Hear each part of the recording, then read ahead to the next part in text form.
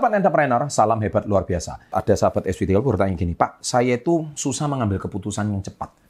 Nah, bagaimana cara kita membuat keputusan yang cepat dan tepat itu caranya gimana, Pak? Oke, baik. Saya kali ini akan membuat videonya, cara membuat keputusan yang cepat dan tepat. Tapi jangan lupa like-nya ya. Kalau like-nya menyentuh 10.000, saya akan buatkan video seperti ini lagi. Oke, sukses selalu. Kita bahas setelah yang satu ini.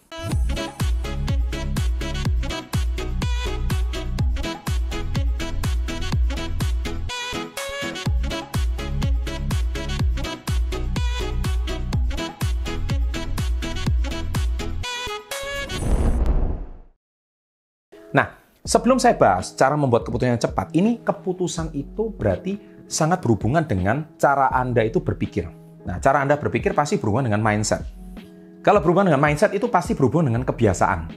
Apakah Anda membuat keputusan yang cepat, tepat, tapi tidak menyesal kemudian hari, tapi Anda konsisten dengan keputusan Anda. Seringkali kita ini kan bimbang. Saya mau mulai bisnis nggak? Saya mau mulai jualan nggak? Saya mau mulai cari duit sendiri nggak? Saya mau lepas dari orang tua nggak?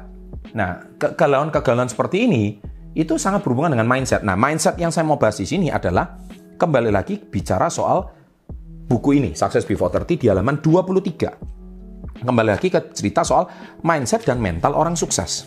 Mindset dan mental orang sukses di sini, saya selalu tegaskan tentang ada hukum ESBI. Hukum ESBI di sini, yang saya ajarkan di sini, ini saya satu dari bukunya Robert Kiyosaki. Makanya halaman 23 ini adalah rangkuman dari buku ESBI. Nanti Anda baca sendiri ya. Terus tetapi yang paling pertama adalah di sini saya akan membahas tentang a dish of ice cream. Ini ada sebuah cerita. Jadi saya akan bahas tentang keputusan cepat ini dengan sebuah cerita. A dish of ice cream dalam halaman 26. Pada suatu hari ketika semangkuk ice cream sundae lebih murah, seorang anak berusia 10 tahun memasuki sebuah kedai kopi. Dan duduk di meja, seorang pelayan menaruh segelas air di depannya. Berapa harga semangkuk ice cream sundae? 50 sen, jawab si pelayan. Anak kecil itu menarik tangannya keluar dari saku dan menghitung sejumlah koin di dalamnya. Berapa harga semangkuk ice cream plain? Anak itu bertanya lagi. Beberapa orang sekarang menunggu dan mendapatkan meja dan pelayan mulai sedikit tidak sabar. 35 sen, kata pelayan tersebut dengan agak kasar. Anak kecil itu menghitung koin lagi dan akhirnya mengatakan, saya ingin membeli semangkuk ice cream plain. Pelayan membawakan es krim pesanan anak tersebut, meletakkan tagihan di atas meja dan berjalan pergi meninggalkan si anak. Setelah anak itu selesai memakan es krim, ia membayarnya di kasir dan pulang. Ketika si pelayan datang, kembali dengan membeli sekian meja, ia mulai mengelap meja dan kemudian menelan ludah karena apa yang dia lihat. Di meja tersebut, di tempat dengan rapi, di samping piring kosong, koin senilai 15 sen. Tips untuk pelayan dan anak yang tadi dia anggap menyebalkan itu. Nah, hikmah yang dapat kita ambil dari cerita di atas, jangan menganggap remeh atau memandang rendah orang lain. Karena bisa jadi orang tersebut justru akan membantu kita ketika kita mengalami sebuah kesulitan. Nah, ini adalah masalah mindset. Ketika kita menyepelekan, itu juga sama. Nah, karena topik kita ini bicara soal cara membuat keputusan yang cepat. Ya, terkadang kita itu tidak melihat sikon. Cerita ini itu sangat menunjukkan bagaimana sebuah keputusan, decision, itu seringkali kalau kita cepat, tepat, tapi konsisten. Itu yang selalu saya pesan di awal. Kadang kita cepat, tepat, tapi menyesal belakangan. Seperti si pelayan tadi. Ternyata dia underestimate atau meremehkan. Nah, nomor satu adalah gunakan intuisi. Nah, intuisi ini agak susah ya. Intuisi ini adalah masalah jam terbang. Anda silakan tonton video saya 10.000 jam terbang. Ya, jadi 3 kebiasaan kecil yang dapat membuat Anda sukses.